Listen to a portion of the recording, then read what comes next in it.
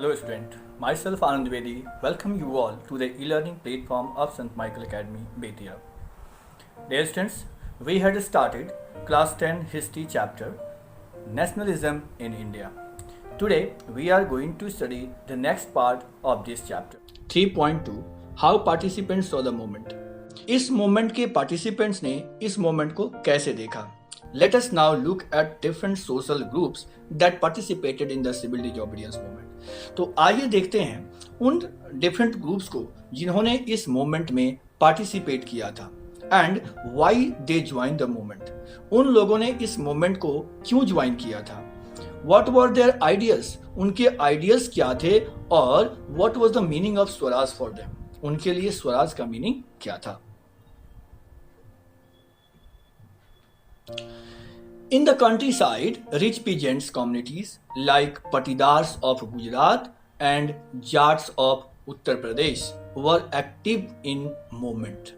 इस मूवमेंट में अगर हम देहात क्षेत्रों की बात करें तो दो तरीके के लोग देखे गए। एक पटीदार्स थे जो गुजरात के थे, गुजरात के पटीदार्स थे, और उत्तर प्रदेश के जाट लोग थे।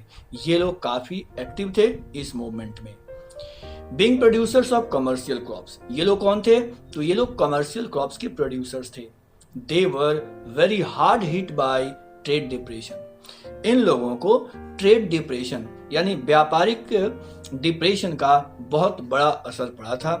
फॉलिंग प्राइसेस, कीमत गिरी थी, उससे इनको काफी अधिक नुकसान हुए थे। As their cash income disappeared, जैसे ही उनका कैश इनकम खत्म हो गया, they found it impossible to pay government's revenue, तो वे गवर्नमेंट के रेवेन्यू डिमांड को पे करने में अक्षम हो गए, यानी वो सक्षम नहीं रहे। And the refusal of government to reduce the revenue demand led the wide spread resentment. लोगों ने गवर्नमेंट को रेवेन्यू देने से इनकार किया, गवर्नमेंट ने सख्ती बरती, फिर इससे बड़े पैमाने पर रिसेंटमेंट की स्थिति देखने को मिली, बड़े पैमाने पर हलचल देखने को मिले, बड़े पैमाने पर लोगों में गुस्सा देखने को मिला। The rich peasants became enthusiastic supporters of civil disobedience movement. जो अमीर किसान थे वे सिविल डिसोबीडियंस मूवमेंट के बहुत बड़े इंथुजियास्टिक सपोर्टर्स बन गए। ऑर्गेनाइजिंग देयर कम्युनिटीज, उन्होंने अपनी कम्युनिटीज को ऑर्गेनाइज किया and at times forcing reluctant members to participate in the boycott movements. इनके कम्युनिटी के जो लोग इच्छा नहीं रखते थे इस मोमेंट में पार्टिसिपेट करने को, उन्हें भी इन लोगों ने मोटिवेट किया, उन्हें इनकरेज किया और इस मोमेंट में उन्हें शामिल किया। For them fight for Swaraj was struggle against high revenues. तो उनके लिए स्वराज की जो लड़ाई थी वो हाई रेवेन्यू के अगेंस्ट में किया जाने वाला एक स्ट्रगल मात्र था। But they were deeply disappointed when movement was called off in 1931। जब महात्मा गांधी ने 1931 में बिना किसी रेवेन्यू रेट्स के रिडक्शन के इस मूवमेंट को ऑफ कर दिया तो वे काफी अधिक डिसअपॉइंटेड थे, काफी अधिक हतोत्साहित थे। So when movement was restarted in 1932 many of them refused to participate. तो जब मूवमेंट को दोबारा से स्टार्ट किया गया तो बहुत सारे लोगों ने इस मूवमेंट में पार्टिसिपेट करने से इनकार कर दिया। द पुअर पीजेंट्री, अब तक हम लोगों ने अमीर किसानों को देखा, अब देखते हैं जो गरीब किसान थे उन्होंने किस तरीके से रेस्पॉन्ड किया। The poor peasantry were not just interested in the lowering of revenue demand, many of them were small tenants and cultivating land they had rented from landlords. जो ये छोटे किसान थे ये केवल टैक्स रेवेन्यू के डिमांड को कम करने से ही संतुष्ट नहीं थे। इनकी जो सबसे बड़ी समस्या थी वो ये थी कि ये जिन खेतों पर खेती बाड़ी करते थे वे लैंडलॉर्ड से रेंट पर लेकर के किया करते थे। जैसे जैसे डिप्रेशन कंटिन्यूड होता गया इनके भी इनकम खत्म हो गया and the small tenants found it difficult to pay the rent. और जो छोटे किसान थे अब वो अपने रेंट को पे करने में कठिनाई महसूस करने लगे। They wanted the unpaid rent to the landlord to be remitted. अब इन्होंने डिमांड किया कि जो बकाया था रेंट का उसे माफ कर दिया जाए, लेकिन गवर्नमेंट ने इनकी बात भी नहीं सुनी थी। They joined a variety of radical movements और इसी वजह से बहुत सारे रेडिकल्स मूवमेंट में इन्होंने पार्टिसिपेट किया। often led by socialist and communist। जो मूवमेंट सोशलिस्ट और कम्युनिस्ट ग्रुप के लोग कर रहे थे, उन लोगों के मूवमेंट्स में ऐसे गरीब किसानों ने अपनी भागीदारी निभाई। Apprehensive of raising issue that might upset the rich peasants and landlords, the Congress was unwilling to support no rent campaign in most places। अधिकांश जगहों पर कांग्रेस ने छोटे किसानों के या किसानों के नो रेंट कैंपेन को सपोर्ट नहीं किया। सपोर्ट नहीं करने के पीछे उद्देश्य था, आज़ादी की इस लड़ाई में बहुत सारे लैंडलॉर्ड्स भी थे जो कांग्रेस के साथ थे। तो अगर नो रेंट कैंपेन को महात्मा गांधी सपोर्ट करते तो ऐसे लैंडलॉर्ड्स को काफ़ी अधिक नुकसान पहुंचता और ये लोग जो कांग्रेस को आर्थिक सहायता पहुंचा रहे थे वे रोक देते, कांग्रेस ही कमजोर पड़ जाती तो देश की आज़ादी मुश्किल हो जाती। So the relationship between poor peasants and Congress remain uncertain. यही वजह था कि जो छोटे किसान थे उनके और कांग्रेस के बीच के जो रिलेशंस थे वो हमेशा ही अनसर्टेन रहे। What about business classes? अब देखते हैं जो व्यापारिक वर्ग के लोग थे उनके क्या सोच थे, उन्होंने क्या सोच करके इस मूवमेंट में पार्टिसिपेट किया था। During first world war, Indian merchants and industrialist had made huge profits and become powerful.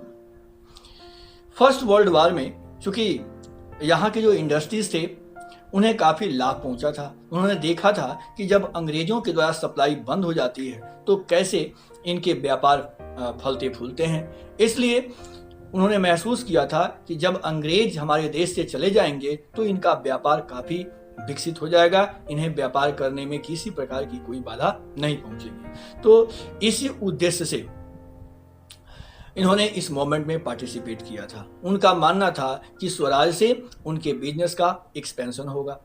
They now reacted against colonial policy that restricted business activities. क्योंकि अंग्रेजों ने इनके बिजनेस एक्टिविटी पर बहुत सारे रेस्ट्रिक्शंस लगा रखे थे, इसलिए उन लोगों ने इस मूवमेंट में पार्टिसिपेट किया ताकि यह रिस्ट्रिक्शंस खत्म की जा सके। They wanted protection against import of foreign goods. ये विदेशी वस्तुओं के इंपोर्ट के अगेंस्ट में प्रोटेक्शन चाह रहे थे। And a rupee sterling foreign exchange ratio that would discourage imports. Rupee sterling foreign exchange से भी प्रोटेक्शन चाहते थे क्योंकि इनसे उनका इंपोर्ट डिस्करेज हुआ करता था, उनके इंपोर्ट में काफी बाधाएं पहुंचती थी। To organise business interest they form Indian Industrial and Commercial Congress in 1920 में उन्होंने एक संस्था का गठन किया जिसका नाम था Indian Industrial and Commercial Congress. इसके बाद एक दूसरी संस्था भी गठित की गई, federation of Indian chamber of commerce and industry FICCI इन 1927। तो इस तरह से जो व्यापारिक वर्ग के लोग थे दो संस्थाओं का इन्होंने गठन किया, एक 1920 में जिसका नाम था Indian Industrial and Commercial Congress और दूसरी संस्था थी 1927 में गठित किया गया था FICCI यानी federation of Indian chambers of commerce. Led by prominent industrialist like Purushottam Das Thakur Das and GD Birla, the industrialist attacked colonial control over Indian economy, supported civil disobedience movement when it was first launched। इन संस्थाओं के जो head थे, कौन कौन ये head थे? तो इसमें थे पुरुषोत्तम दास ठाकुर दास और GD बिरला जैसे इंडस्ट्रियलिस्ट थे। तो इन लोगों ने कॉलोनियल कंट्रोल के अगेंस्ट में, इनके इकोनॉमी पर विदेशियों के कंट्रोल के अगेंस्ट में इन लोगों ने सिविल डिसोबीडियंस मूवमेंट को सपोर्ट किया जब इसे लॉन्च किया गया था। दे गेव फाइनेंशियल असिस्टेंस, इन्होंने कांग्रेस को फाइनेंशियली भी सपोर्ट किया। And refuse to buy and sell imported goods, विदेशी वस्तुओं को खरीदना और बेचना दोनों से इन्होंने बायकॉट किया। Most businessmen came to see swaraj at a time when colonial restrictions on business would no longer exist. इन लोगों का मानना था कि स्वराज का मतलब था कि इनके बिजनेस पर किसी भी प्रकार का कॉलोनियल रिस्ट्रिक्शंस नहीं होगा और अगर ऐसा हुआ तो इनके जो व्यापार हैं वो काफी अधिक फले फूलेंगे। But after failure of Round Table Conference, लेकिन जब राउंड टेबल कॉन्फ्रेंस फेल हो जाता है, business groups were no longer uniformly enthusiastic. तो इसके बाद जो ये ट्रेडर ग्रुप्स थे, व्यापारिक वर्ग थे, ये अब पहले की तरह एंथुजियास्टिक सपोर्टर्स नहीं रहे. They were apprehensive of the spread of militant activities and worried about prolonged disruption of business.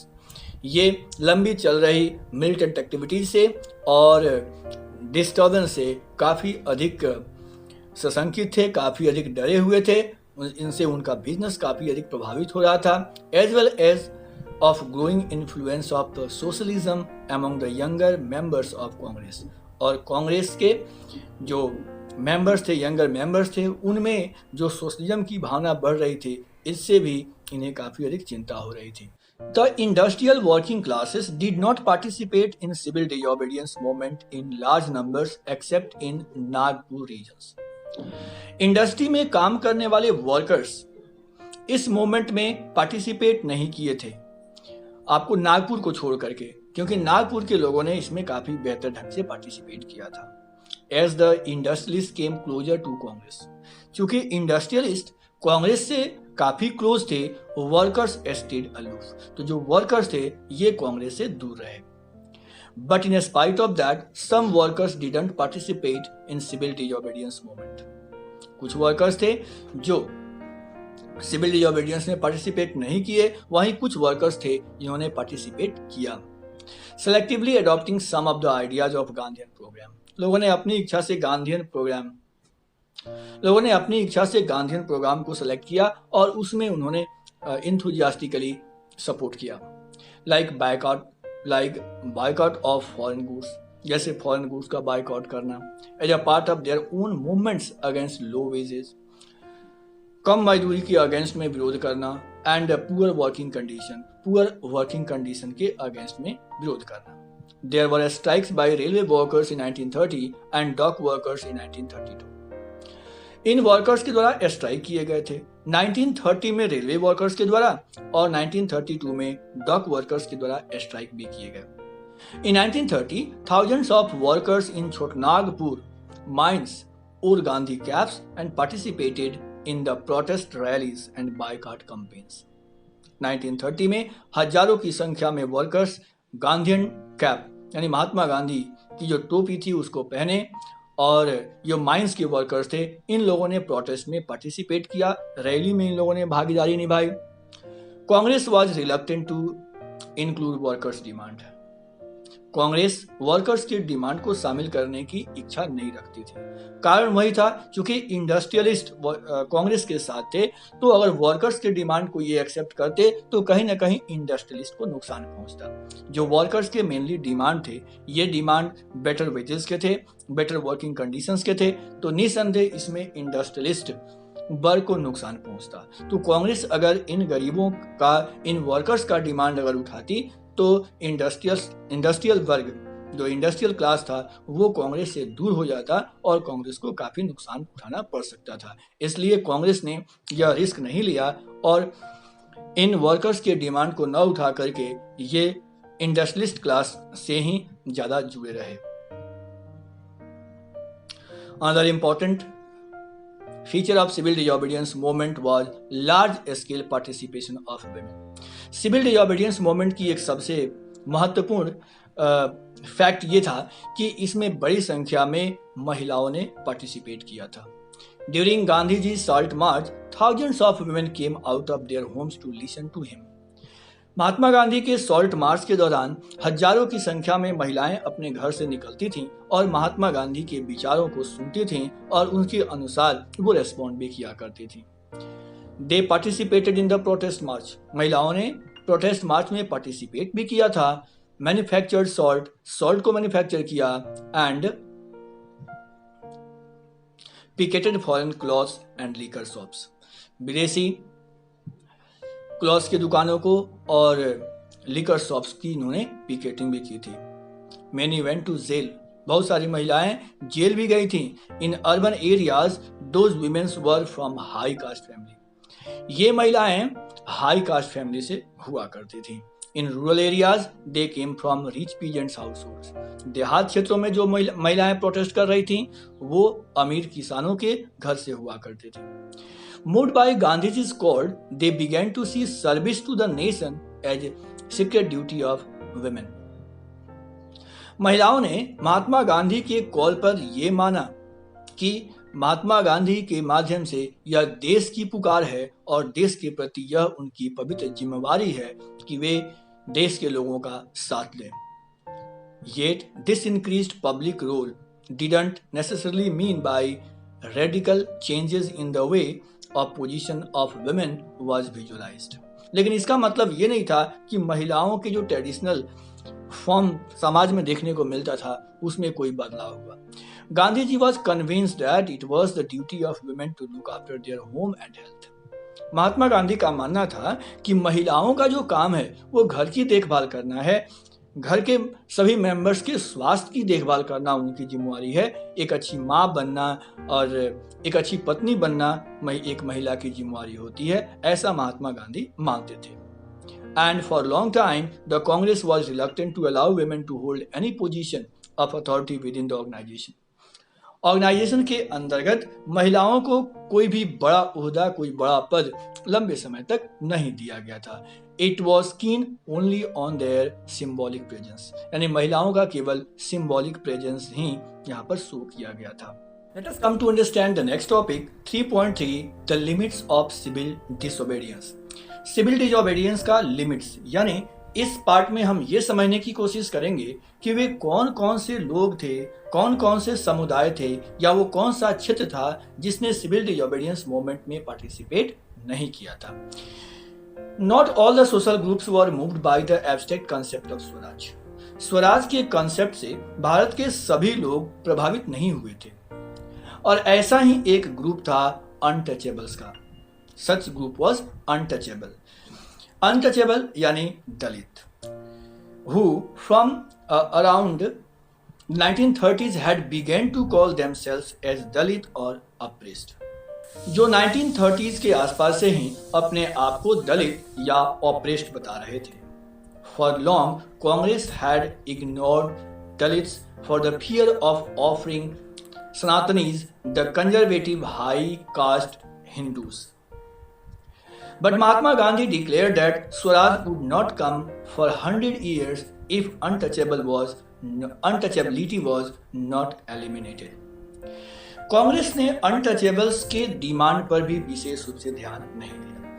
ये जो अनटचेबल्स थे, ऐसा माना जाता था कि अनटचेबल्स का शोषण अपर कास्ट सनातनी लोग, अपर कास्ट हिंदू कर रहे थे। क्योंकि अपर कास्ट हिंदू वर्ग कांग्रेस के काफी क्लोज था, सारे मूवमेंट्स में महत्वपूर्ण भागीदारी ये अपर कास्ट हिंदू वर्ग के लोगों के द्वारा हो रही थी। तो इस परिस्थिति में अगर दलितों का कांग्रेस साथ देता तो ये हिंदू वर्ग कांग्रेस से अलग हो जाते और फिर नेशनल यूनिटी फॉर्म नहीं हो पाती, जो फिर हमारे देश के स्वराज के लिए एक बहुत बड़ी समस्या होती। तो कांग्रेस ने इन दलितों का भी विशेष रूप से ख्याल नहीं किया, उनके डिमांड को शामिल नहीं किया। लेकिन महात्मा गांधी हमेशा ही दलित वर्ग के लोगों के पक्षधर रहे थे। उन महात्मा गांधी ने यह कहा था कि देश में 100 सालों में भी स्वराज नहीं आ सकता अगर अनटचेबिलिटी को खत्म नहीं किया गया। अनटचेबिलिटी एक बहुत बड़ी सोशल एविल थी हमारे समाज में। ही कॉल्ड अनटचेबल्स हरिजन। महात्मा गांधी ने अनटचेबल्स को हरिजन नाम दिया। जैसा कि आप जानते हैं, हरिजन शब्द का इस्तेमाल आज भी होता है। हरिजन का अर्थ होता है चिल्ड्रन ऑफ गॉड, यानी हरिजन का अर्थ है ईश्वर की संतान। Organise satyagraha to secure them entry into temples. पहले इन लोगों को ऐसा माना था कि दलित वर्ग को टेंपल में जाने की आजादी नहीं थी। महात्मा गांधी ने सत्याग्रह ऑर्गेनाइज किया ताकि उन्हें भी टेंपल में एक्सेस दिया जाए, पब्लिक वेल्स का इस्तेमाल उन्हें करने दिया जाए, टैंक्स, रोड्स, स्कूल्स, इन सभी को उनके लिए भी अलाउ किया जाए। He himself cleaned toilets to dignify the works of भंगी और स्वीपर्स। जो स्वीपर्स थे, भंगी थे, ये लोग टॉयलेट साफ करने का काम किया करते थे। तो महात्मा गांधी ने खुद टॉयलेट साफ करके इस कार्य को डिग्निफाई किया, इस कार्य के अहमियत को ज्यादा बढ़ाया। And persuaded upper caste to change their heart and give up sins of untouchability. Mahatma Gandhi ने अपर कास्ट से रिक्वेस्ट किया कि वो अपने सोच में बदलाव लाएं, अपने दिल में बदलाव लाएं और अनटचेबिलिटी जैसे पाप को वो छोड़ दें। But many Dalit leaders were keen on different political solutions to the problems of the community. लेकिन दलित वर्ग महात्मा गांधी के इस प्रयास से संतुष्ट नहीं थे। वे अपनी समस्याओं का पॉलिटिकल सॉल्यूशन चाहते थे। वे अपनी कम्युनिटी के लिए सेपरेट इलेक्टेड चाहते थे। दे बिगेन ऑर्गेनाइजिंग देमसेल्व्स। इन लोगों ने अपने आप को ऑर्गेनाइज करना शुरू किया। Demanding reserve seat in educational institutions. ये शैक्षिक संस्थानों में रिजर्वेशन का डिमांड करने लगे। सेपरेट इलेक्टेड का डिमांड किया गया दलित मेंबर्स के द्वारा for legislative councils. Legislative councils में सेपरेट इलेक्टेड का ये डिमांड करने लगे। Political empowerment they believed would resolve the problem of their social disabilities. समाज में इनकी बराबरी लाने के लिए उनका मानना था कि पॉलिटिकल इक्वलिटी से ही यह संभव हो सकता था। Dalit participation in civil disobedience movement was therefore limited. इसीलिए दलित वर्ग के लोगों ने सिविल डिसओबीडियंस मूवमेंट में पार्टिसिपेट नहीं किया। Particularly in Maharashtra and Nagpur regions where their organisation was quite strong. खास करके महाराष्ट्र और नागपुर में दलितों का ऑर्गेनाइजेशन बहुत ही स्ट्रॉन्ग था, इसलिए इन लोगों ने वहां पर पार्टिसिपेट नहीं किया था। Bhimrao Ambedkar who organized Dalit into Depressed Class Association in 1930। Bhimrao Ambedkar ने 1930 में एक संस्था गठित की थी दलितों का, जिसे डिप्रेस्ड क्लास एसोसिएशन कहा जाता है। डिप्रेस्ड क्लास एसोसिएशन का महात्मा गांधी के साथ क्लैश हो गया at Round Table Conference by demanding separate elected for Dalit. इसका मेन कारण क्या था? तो भीमराव अंबेडकर ने दलितों के लिए सेपरेट इलेक्टेड का डिमांड किया था। When British government considered Ambedkar's demand, अंग्रेज तो चाहते ही थे कि भारत के लोग अलग अलग समुदायों में, अलग अलग क्षेत्रों में बटे रहें। तो महात्मा गांधी ने अंबेडकर के इस डिमांड का विरोध किया। Gandhi ji begin fast unto death. महात्मा गांधी ने आमरण अनशन शुरू कर दिया। जब तक आप मानेंगे नहीं, हम मर जाएंगे, खाना नहीं खाएंगे। महात्मा गांधी ने ऐसा कहा। He believed that separate electorates for Dalit would slow down the process of their integration into society. Mahatma Gandhi मानते थे कि अगर सेपरेट इलेक्टेट इनको दे दी जाती है तो फिर समाज में डिसइंटीग्रेशन आएगा। समाज को एक करने का जो सपना था वो साकार नहीं हो पाएगा। Ambedkar ultimately accepted Gandhiji's position. Ambedkar ने अंत में महात्मा गांधी की बातों को एक्सेप्ट कर लिया and the result was Poona Pact of September 1932। इसका परिणाम हुआ 1932 में पूना पैक्ट साइन हुआ। It gave depressed class later to be known as scheduled class. Depressed class को, जिसको बाद में शेड्यूल्ड क्लास के नाम से जाना जाता है, शेड्यूल्ड कास्ट आज भी है, आरक्षण के लिए इस कास्ट को विशेष रूप से लाभ दिया गया है। तो reserve seats in provincial and central legislative councils. तो इस तरह से प्रोविंशियल और सेंट्रल लेजिस्लेटिव काउंसिल्स में रिजर्व सीट डिप्रेस्ड क्लास को दे दिए गए। यानी भारत की आज़ादी से पहले ही दलित क्लास को रिजर्वेशन की सुविधा दे दी गई। They were to be voted in general elected. लेकिन महात्मा गांधी ने एक डिमांड यहाँ पे रखी थी कि उन्हें सेपरेट इलेक्टेड नहीं दिया जाएगा, रिजर्वेशन मिलेगा। यानी दलित वर्ग का ही उम्मीदवार इस इलेक्शन में खड़ा होगा, कंटेस्ट करेगा, लेकिन वोट सभी देंगे। केवल दलित वर्ग का ही लोग वोट नहीं देंगे, उस क्षेत्र का हर एक व्यक्ति वोट देंगे। हालांकि दलित वर्ग कांग्रेस लेड मूवमेंट में कभी भी इंथुजियास्टिक सपोर्टर्स नहीं रहे।